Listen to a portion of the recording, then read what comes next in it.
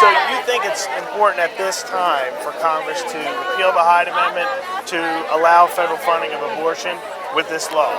That's exactly the point of this legislation, to say that the Hyde Amendment discriminates against women.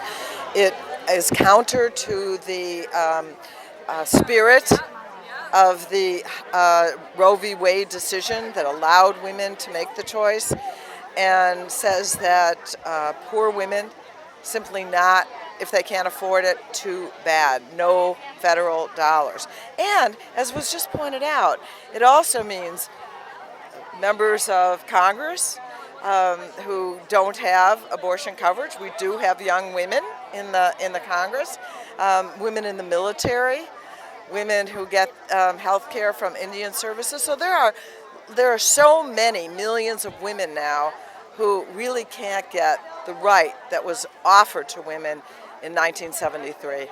What do you say to taxpayers who morally disagree with abortion having to pay for it if this bill were to pass? Look, there are many people who object to taxes. There are people who object to paying for war. This is a united country, and many people end up paying for a particular policy that they really don't support because there is a greater good in our country, or at least the majority here says that, that's the rules, that's the law, we pay for our taxes.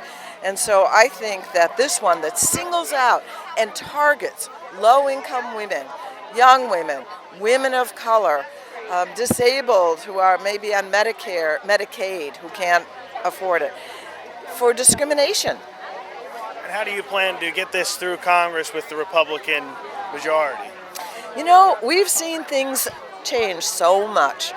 We saw the arc of Justice bend with the Supreme Court deciding that marriage equality is the law of the land.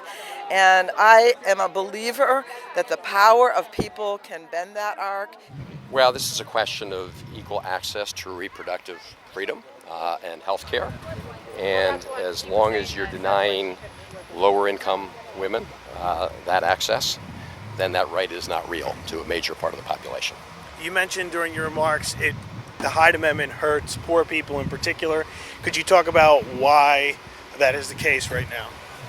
Well, currently, under our Medicaid law, there's a provision that prohibits any of the funds from being spent to provide reproductive choice abortion decisions to poor women. So, as my colleague just said, that means that a banker is given greater sort of freedom and opportunity to make healthcare decisions than a housemaid.